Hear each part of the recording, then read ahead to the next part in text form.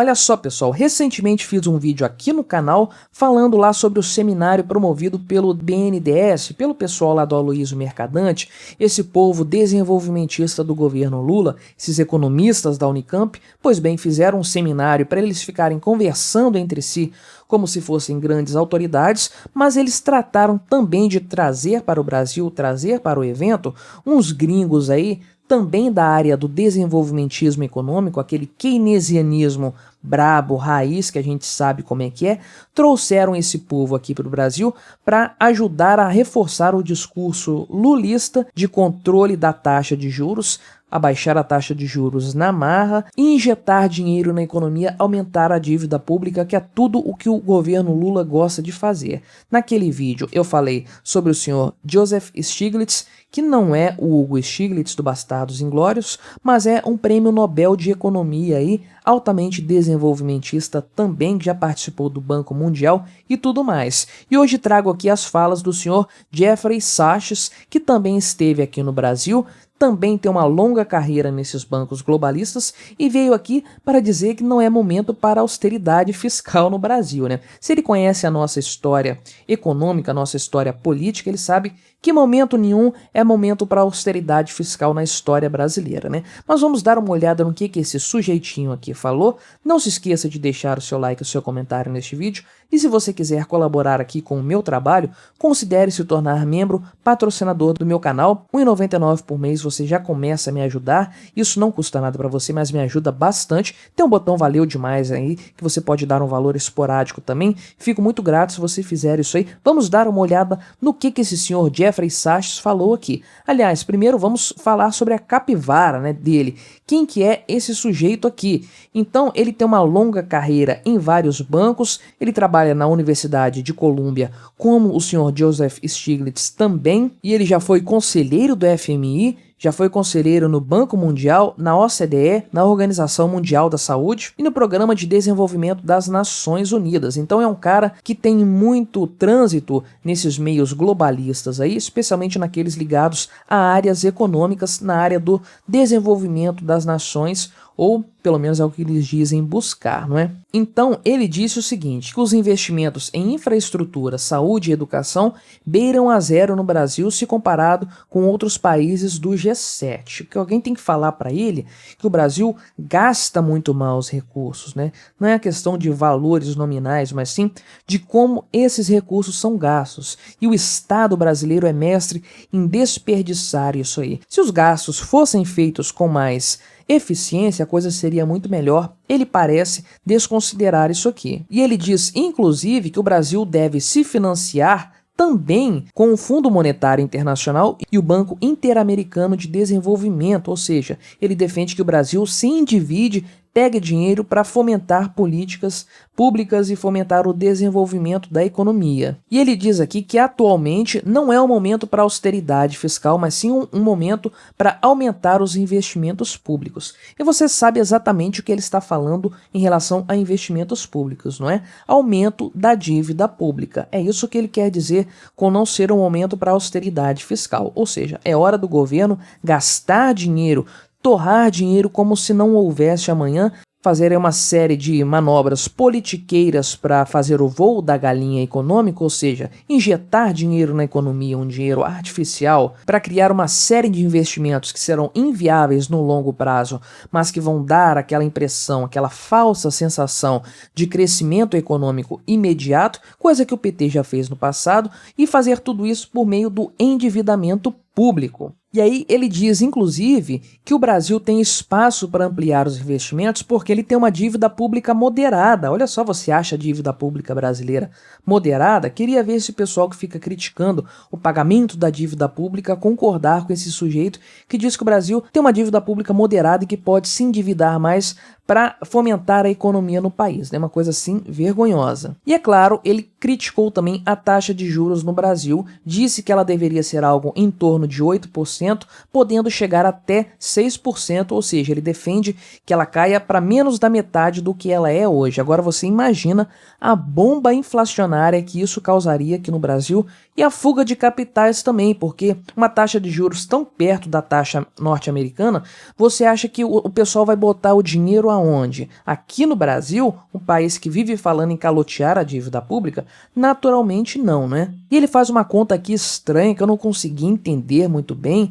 Ele falou que a taxa de juros pressiona a dívida pública brasileira, isso é um fato, mas não justifica. O que o Brasil tem que fazer é diminuir a dívida pública, porque isso aí também faz o Brasil pagar menos juros, ainda que a taxa seja alta, porque o montante vai ser menor. O Brasil teve um superávit primário no ano passado, tem que perseguir isso novamente esse ano, ao contrário do que diz esse sujeito aqui.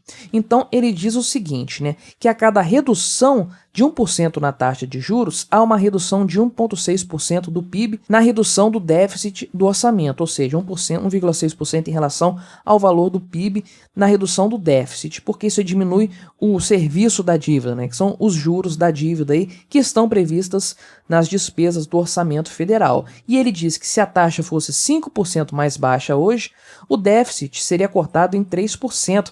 E não faz sentido se cada 1% aqui, redução de 1% representa 1,6% do PIB, porque 5% representa só 3%. Parece que não faz muito sentido, né? Não sei que matemática que ele usou nessa história aqui. O que a gente sabe, o que a gente pode prever do que ele está falando, isso aí com relativa tranquilidade, é que ele está fazendo coro ao discurso do Lula de redução de taxa de juros e de aumento da dívida pública para fomentar a economia, para fazer investimentos. E aumento da dívida pública, você sabe muito bem, só pode acontecer com o fim do teto de gastos. Então esse palhaço gringo economista aqui veio para o Brasil justamente para reforçar o discurso do Lula, os objetivos que o Lula tem para a economia do país.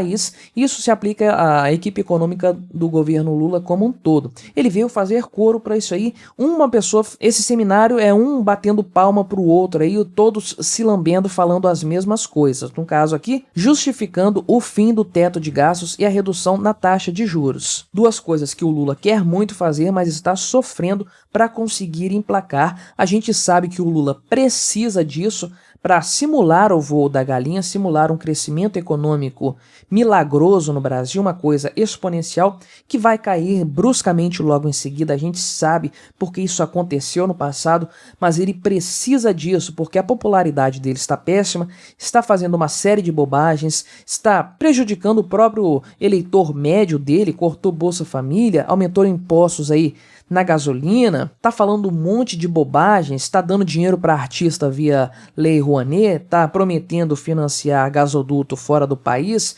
Então isso tudo tá queimando muito o filme dele e ele sabe que ele não se sustenta dessa forma. O que ele precisa fazer é emplacar um voo da galinha econômico o mais rápido possível, principalmente antes de uma crise internacional acontecer, porque isso, se isso vier para o Brasil no atual cenário, vai ser implacável e o Lula vai ficar extremamente queimado nessa história.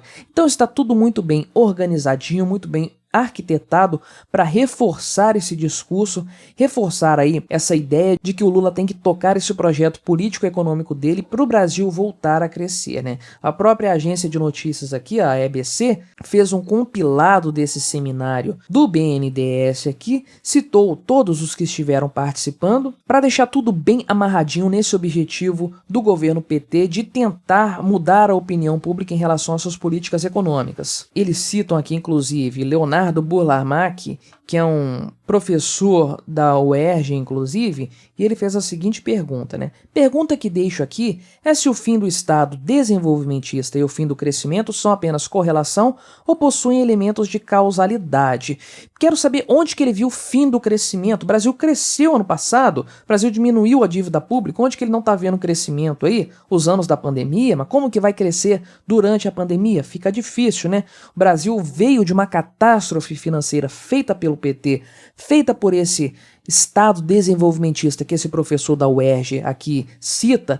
O Brasil veio desse período catastrófico, a década perdida que o Brasil teve durante os governos petistas, e a duras penas mudando isso aí com boas políticas econômicas, privatização, redução do Estado, corte de impostos, diminuição de regulamentações, tudo isso aí ajudou o Brasil a se reorganizar economicamente e a crescer um pouquinho. No ano passado tinha tudo para continuar a crescer neste ano. Mas aí, PT ganhou, Fernando Haddad é ministro da Economia, Lula é o presidente da República e nós temos aí esse cenário totalmente desfavorável e esse professor aqui de forma cínica, de forma cretina, finge se esquecer, finge não conhecer tudo isso que eu estou falando aqui. Uma lástima, uma coisa terrível, mas, novamente, volto a frisar aqui, é todo um discurso muito bem arquitetado para reforçar as ideias do Lula e os planos políticos do Lula para o país. Será que ele vai conseguir fazer isso? Espero que não, espero que o Congresso Nacional breque esse tipo de loucura econômica,